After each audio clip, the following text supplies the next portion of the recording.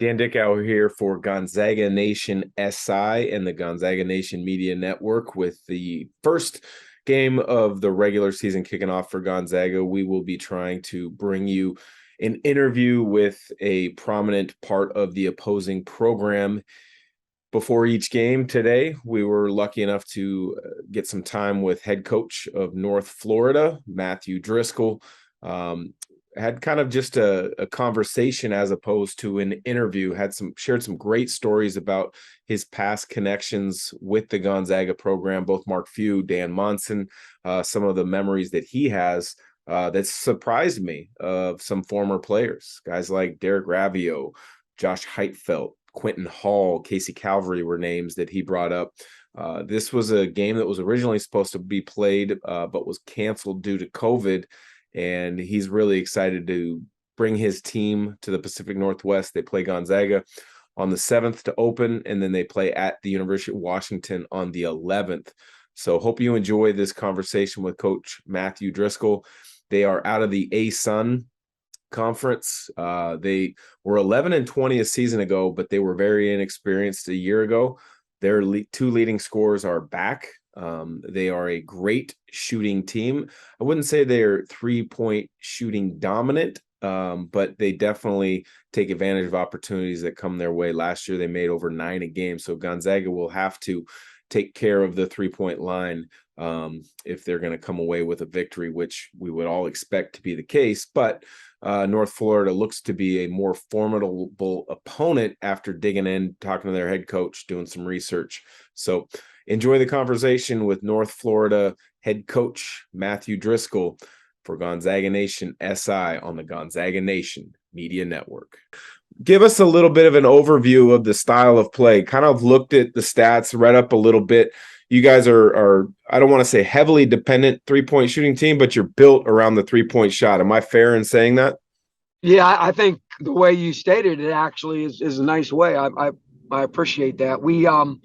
We're not a live by the three, die by the three. And if you have anything about analytics, it shows that. And, you guys are 64% at the rim, but we're like 54% at the rim, and we're a little bit more non-layups and dunks with threes. But it's not as big as a discrepancy as you think. And the reason is because we can shoot it. We do have guys, and we are able. In the last 9 years, in my 14 years, but specifically in the last 9 years, we finished tied for fourth or higher. So there's been with 3 championships. There's only 2 teams in our league that have won 3 championships in the last 8 years, regular season championships, and we're one of them. So the consistency, the sustainability, 2 of those years we led the country in 3-point makes. And so, yes, those things are, very, very prevalent in what we do and the way in which we do it. We've played in 9 years, we've played 60 guaranteed games in the last 9 years. And we have to bring in roughly about $500,000 a year. So what we're doing is just part of our DNA, so to speak. Last year it was Texas Tech on a Tuesday night and Texas A&M on a Wednesday. So coming out there and playing you guys, it's kind of odd we're getting such a big break, and then play Washington on Friday.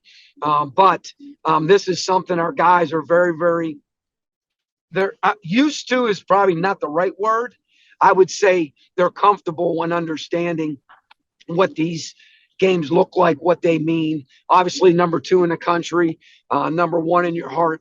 Gonzaga is we play 3 Houston and 4 Kentucky, so 3 teams are supposed to be in the Final Four.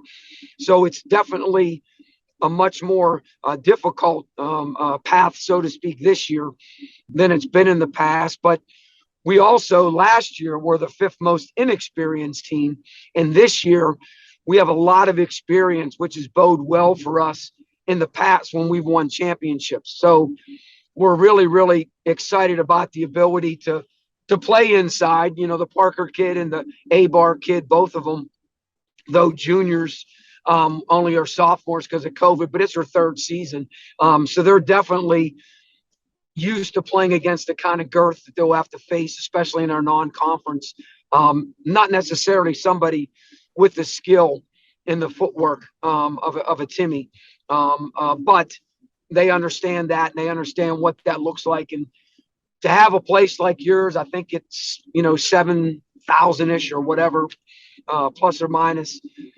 When you played a place like Grand Canyon last year, that is very, very intense, very, very about 7,000 as well too, and your place is way much more on top of you, probably way more basketball oriented, and so that environment in and of itself will be something that they're obviously going to have to adjust to. It won't be a big adjustment because of the schedule we play, but the way in which we get up and down the floor, the pace in which we want to play at. I think you guys, if I'm not mistaken, were like 14 to 14 and a half seconds with the ball in your hand, which might have led the country, I believe, last year, or was maybe second.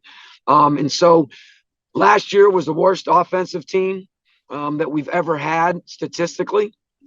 And it was because of a lot of different reasons, which are nothing you could put a finger on, except the non-conference schedule bodes itself differently. I like to compare ourselves against mid-major teams that are similar to us as we move throughout the season.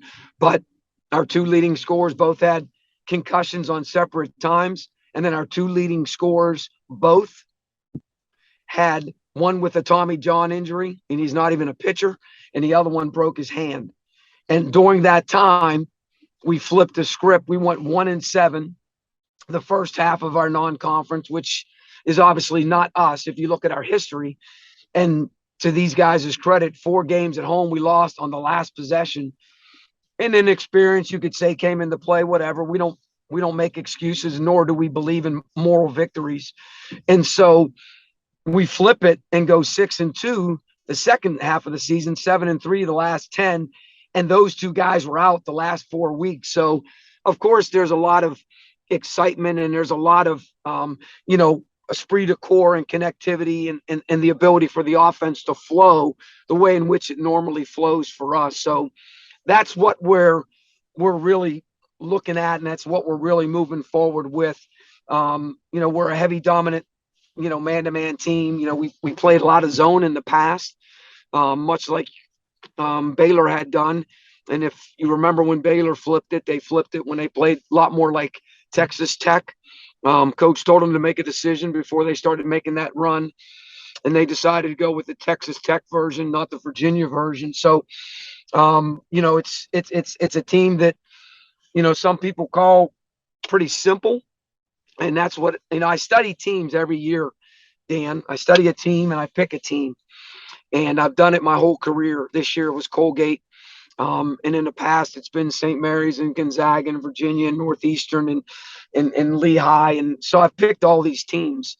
And the one thing I'd say about Gonzaga and St. Mary's, when you look at, because I wanted to see how their sustainability was, besides having players, because if you don't have players like you're not going to be very good. Besides that, what makes them, and really, I think their simplicity makes it very sophisticated. Because when you put simple things in, yet you have talented guys that can shoot the ball, that can deck the ball, 6'8" guys that can play the lead guard like we have, and 6'8" guys that can stretch and shoot, and guys that can do various things. I think it bodes well for you to be sophisticated, yet so simple. So that's about us in a nutshell.